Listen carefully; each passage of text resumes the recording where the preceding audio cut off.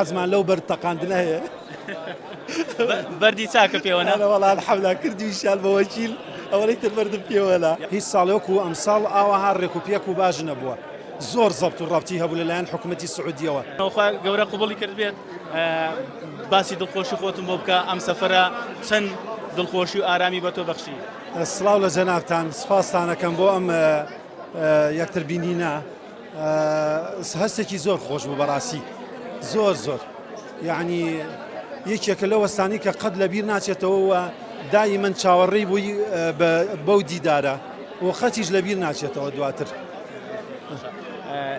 تا چەند دڵت لای کەس و کارت بوو لەوێ کاتی ئەنجامدانی ئەو فەریزەیەدا؟ وەڵا بە لەحزە لەبیرم نەچوو بە لەحزە بەردەوام لە دوعاکانما ناومەهێنان بە تایبەتی کەسی یەکەم لە خێزانەکەم لە خزم و کەس و کار و خوشک و برا و دایک و مام و خاڵ و ئیتر ئەو کەسێک هەبوو لەو ناوانەی کە باست کرد کەسێک هەبوو بە تایبەت داوای دوعاە کرد لێ بکات؟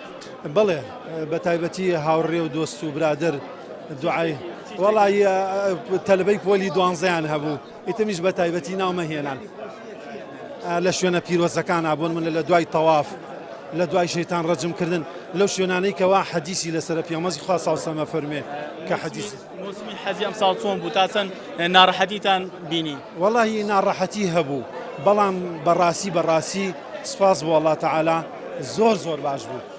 ئەو برایە کاک حاجی عوسمان خوای گەورە جزای خێری باتەوە ئەڵێ 25 ساڵە یعنی من خیبرەم هەیە هیچ ساڵێک و ئەمساڵ ئاوەها ڕێکوپێک و باش نەبووە. زۆر زەبط و ڕابتی هەبوو لەلایەن حکوومەتی سعودیەوە. ئەو گۆڕانکاریە ڕوحێت چییە کاتێک پێشووتر حاجی نەبوویت و ئێستا گەڕاویتەوە بووی بە حاجی ئەو گۆڕانکاریەت چییە لە مرۆڤدا ڕوودات؟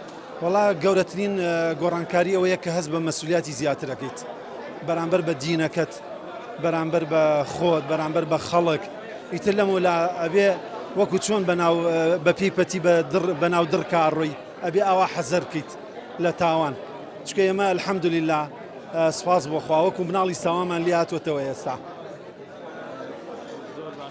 لەوێ بە تایبەتی دوعاتان بۆ کوردستان کرد؟ ئەرە وەڵا بە تایبەتی بزەبت چکە کە ڕۆشیتە ئەوێ یعنی قەدر و قیمەتی ئێرەت زیاتر بۆ دەرەکەوێ وەکو نەخۆشیە چۆن سەحەت و سەلامەتی بۆ دەرەکەوێ ئەو ژاوە.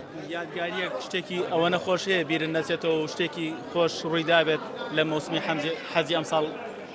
وەڵی زۆربەی زۆری یادگاری خۆشن بەڕاستی مەسەلەی تەواف لە بابەتی شەیتان ڕەجمکردن ئەمان بینی خەڵک ینی دیمەنی جیاوازمانە بینی؟ بەڵێ ئەرەوەڵا لە کاتی شەیتان ڕەجمکردنا هەستێکی زۆر خۆش بوو چونکە ئینسان یعنی ئەو هەستەکە یعنی ئەو لە تاوان پاکە بێتەوە. اینجا ئیبراهیم عەلەیهی سەلام دوای ئەو ڕێو ڕسمە بوو اینجا ئیبراهیم عەلەیهی سەلام خەڵکی کوردستان ئێمەش خۆمان کوردین فیترەتێکی ئەومان هەیە حەزمان لەو بەرتەقاندنە هەیە.